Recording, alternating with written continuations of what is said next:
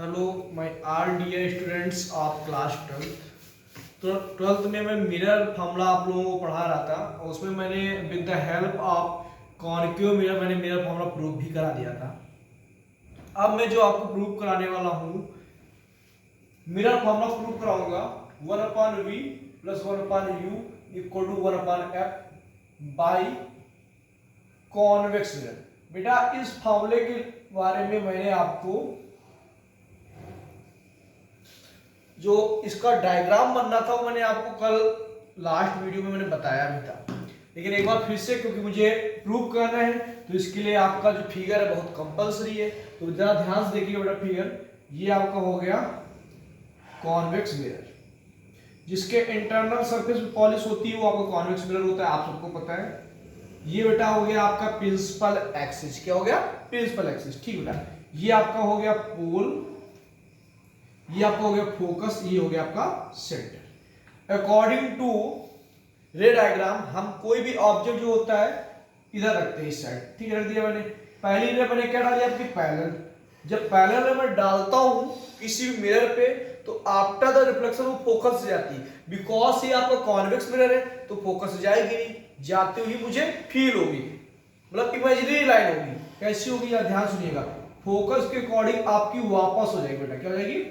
Focus के according वापस हो जाएगी, लेकिन फोकस से नहीं जाएगी। आप सबको पता है ये क्या होता है, इमेजिनरी लाइन होती है। यहाँ पे इमेजिन करते हैं हम लोग, ठीक है, कि ऐसे गई होगी ये इमेजिनरी, लेकिन एक्चुअल में जाती ऐसे। ठीक है, दूसरी डालेंगे अकॉर्डिंग टू सेंटर, सेंटर के अकॉर्डिंग डालेंगे। जैसे डालेंगे यहाँ पे वैसे ही पर वापस हो जाएगा। ठीक है, मान लिया एक कोई ए बी ऑब्जेक्ट है और रेस एक दूसरे को इंटरसेक्ट कर रही इस जगह पे बेटा। ये देखो, ये आपका हो गया ए डैश बी डैश। ठीक बेटा, अब यहां पे आपको दो ट्रायंगल दिख रहे होंगे। पहले तो नेमिंग कर लेते हैं। यहां पे एक परपेंडिकुलर कर दो इस प्रकार, ये हो गया एम और ये हो गया एन। दो पैरेलल लाइन के बीच की डिस्टेंस हमेशा इक्वल होती है, तो ए बी इक्वल होगी बेटा किसके? आपके एम एन के। यानी जो ए बी ये है ये एम एन की क्या होगी? इक्वल होगी। ठीक है, in triangle B A C and triangle A dash, उल्टा लिख दिया मैंने, सीधा कर लेते हैं। यहाँ पे बी ए डैश और B dash, B dash A dash सी। ठीक है, बी ए सी बड़ा triangle, B dash A dash सी छोटा वाला ट्रायंगल। आपको दिखा यहाँ पे एंगल बी ए सी जो होगा वो इक्वल होगा बी डैश ए डैश सी के, क्योंकि बेटा क्या होगा 90 डिग्री होगा। बेटा क्या होगा?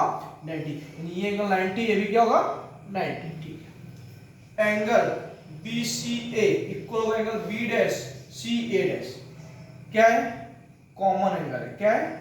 कॉमन है, ये दोनों ट्रायंगल में आ रहा है। क्या आ रहा है? दो ट्रायंगल में। तो आपको क्लास 9th में आप लोगों ने मैथ में पढ़ा था, अगर किसी भी ट्रायंगल के दो एंगल इक्वल हो जाते हैं, दो एंगल क्या हो जाते हैं? इक्वल, तो ट्रायंगल क्या हो जाता है? सिमिलर।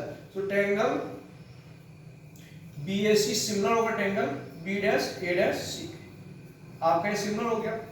जब सिमिलर हो गया तो सिमिलरिटी लगा देंगे। सिमिलरिटी क्या होता है? दोनों साइड का रेशियो क्या होता है? सेम। तो साइड का रेशियो सेम करते हैं, B A upon B dash A dash equal to A C upon A dash C.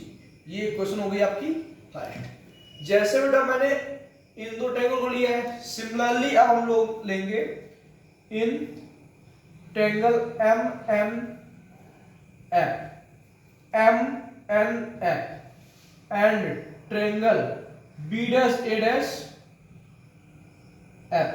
Figure बेटा आप बहुत ध्यान देखिए, M N F B dash A dash F. तो यहां पे भी आपको दो ट्रायंगल दिख रहे हैं, तो यहां क्या आएगा बेटा? Angle M N F equal होगा angle B dash A dash F equal to कितना होगा? 90 degree. Angle N F N equal होगा angle B dash F A dash. क्या होगा? कॉमन होगा। क्या बेटा? कॉमन होगा। तो ये भी दोनों ट्रायंगल क्या हो गए? Similar. So triangle M N F similar होगा triangle B dash A dash F के। जब दोनों ट्रायंगल आपके सिमिलर हो गए तो according to similarity of two triangle सारी साइड का रेशियो क्या होता है सेम। तो यहां भी क्या होगा M N upon B dash A dash equal to N F upon A dash F. एक चीज यहां पे हम सपोज करते हैं, सपोज क्या करेंगे कि जो एन एफ है वो बहुत ही क्लोज है पी एफ के। तो एन एफ लग रहा हो किसके इक्वल होगा पी एफ के, एन एफ लग रहा हो किसके इक्वल होगा पी एफ के। और हमें ये गिवन ही था एम एन किसके इक्वल है ए बी। गिवन क्या था हमने कॉन्ट्रैक्शन किया था कि दो पैरेलल के बीच की डिस्टेंस क्या होता है इक्वल। तो जहां एम एन वहां क्या लिखते हैं हम लोग A B upon B dash A dash equal to N F लिख देंगे P F upon A dash F. ये क्वेश्चन होगी सेकंड। तो इतना आप लोगों को समझ में आया होगा। अब आगे जो हम बात करेंगे यहां पे दो इक्वेशन लिख गए, इक्वेशन फर्स्ट और सेकंड। तो बात करेंगे from equation first and second, from equation first and second. पहली और दूसरी इक्वेशन से हम लोग क्या देख रहे हैं, दोनों इक्वेशन की एलएचएस साइड क्या है बेटा इक्वल।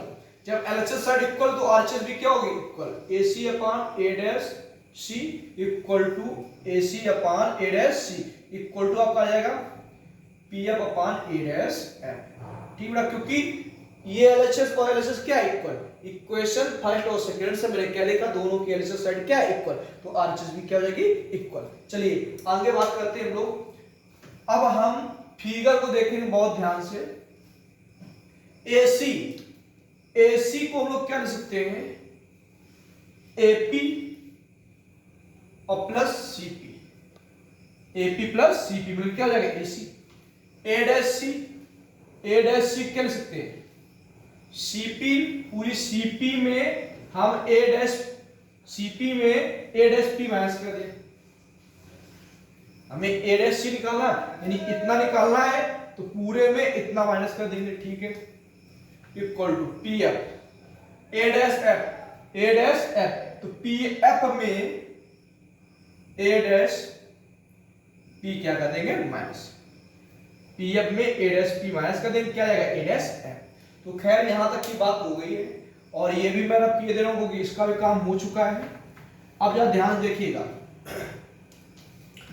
ए बी आपकी ऑब्जेक्ट की डिस्टेंस होती है यहां से यहां तक यू हो गई और सेंटर तक की डिस्टेंस आपकी क्या होती है आर, जिसको हम लोग क्या लिखते हैं 2f।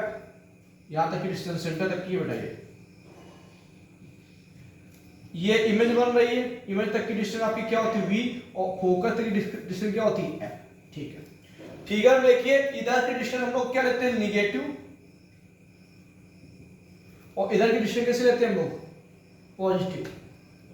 तो ध्यान से इधर की डिस्टेंस u कैसा है निगेटिव, तो AP आपका क्या होगा u और कैसा होगा निगेटिव माइनस का u।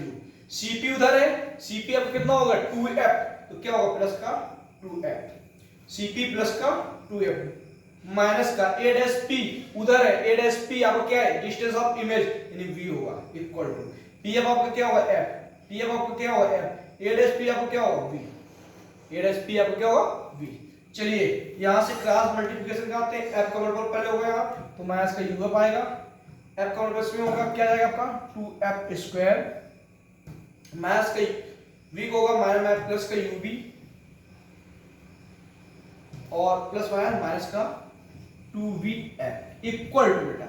अब f का मल्टीप्लिकेशन करते हैं 2f into f क्या जाएगा 2f स्क्वायर और माइनस को v into f करेंगे माइनस का vf। बेटा 2f स्क्वायर से 2f स्क्वायर कैंसिल आउट हो गया, ub को इधर रखेंगे बाकी सारे टर्म नेगेटिव वाले उस साइड ले जाएंगे तो इधर बचेगा ub इक्वल टू 2vf, ये उधर गया प्लस का हो गया, ये भी उधर गया प्लस का हो गया और ये ऑलरेडी यहां माइनस का गिवन था। तो uv इक्वल टू 2vf में vf जाएगा आपका प्लस का vf बचेगा और प्लस का uf। अब बोथ साइड हम uvf से क्या करेंगे डिवाइड करेंगे। ठीक है, तो जरा ध्यान से देखिएगा दोनों साइड uvf से हमने क्या कर दिया divide, dividing both side uvf से, dividing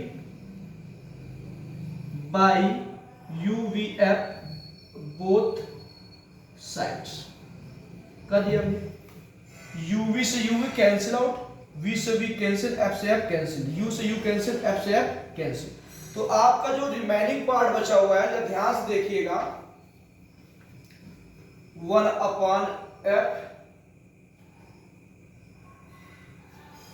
1/f equal to 1/u plus 1/v। यही आपका मिरर फॉर्मूला होता है। मैंने with the help of convex and concave mirror, दोनों के हेल्प से मैंने आपको मिरर फॉर्मूला बता दिया है। अब मैं जो आपको बताने वाला हूँ what is magnification of a mirror. बहुत ध्यान से देखिएगा, बहुत इजी टॉपिक है, ये आपको बहुत ही कार्य समझ में आया होगा, हम ये उम्मीद करते हैं। बाकी जो भी डाउट होगा आप पूछ लेंगे जब आपकी क्लास चल रही होगी। चलिए आगे बात करने वाले हैं मैग्निफिकेशन। इसके बाद करेंगे बेटा magnification.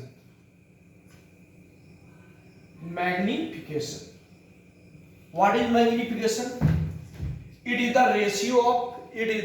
ratio of height of image to the height of object। कोई भी ऑब्जेक्ट होती है, उसकी जो इमेज बनती है, उसकी इमेज, हमने वाले कोई ऑब्जेक्ट था जिसकी हाइट क्या थी h, और इसकी इमेज क्या बनती है h डैश।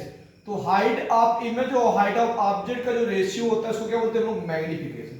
क्यों बोलते हैं magnification? What is magnification?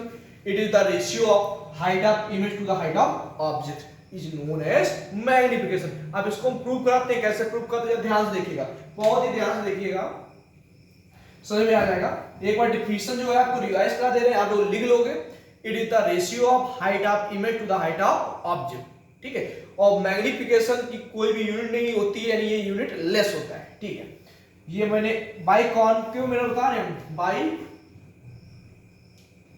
Concave mirror, और फार्मूला दोनों के लिए सेम होता है, डिफिनेशन दोनों के लिए सेम होता है, बट डायग्राम क्या हो जाता है डिफरेंट, ठीक है। बाकी तुम लोग इतने होशियार हो, बना लोगे, और नहीं हो तो भैया हम ही बताएंगे फिर।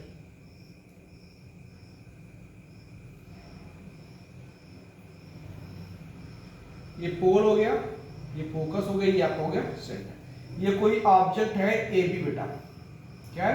ए बी ऑब्जेक्ट। तो पहली रे हमने डाली पैरेलल, तो आफ्टर द रिफ्लेक्शन बेटा कहां जाएगी? फोकस। दूसरी डाल दी सेंटर से, जितने एंगल से आएगी उतने एंगल से जाएगी। तो ये बन गई आपकी इमेज, ये आई आर क्या हो गया ऊपर, तो इमेज क्या बन गई? A dash B dash. देखना बेटा यहां ध्यान से, in triangle B A P and triangle B dash A dash P, आपको बहुत कार्य दिख रहा होगा,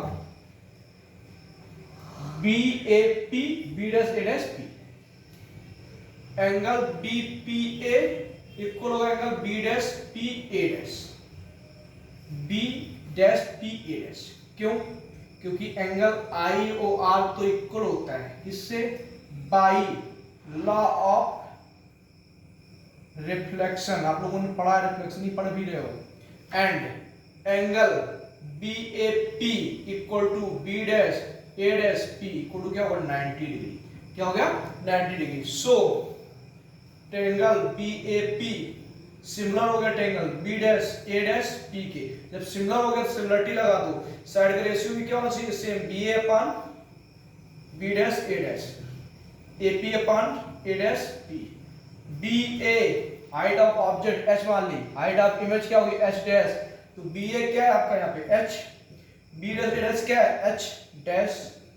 ए पी क्या है? Distance of object. A dash P का डिस्टेंस ऑफ इमेज। अब ध्यान सुनिएगा, हम क्लास 10th में पहुंच जाते हैं, और क्लास 10 में आपने कोऑर्डिनेट ज्योमेट्री पढ़ी थी। ऊपर की डिस्टेंस कैसी होती थी? प्लस। नीचे की क्या होती थी? माइनस। इधर की क्या होती थी?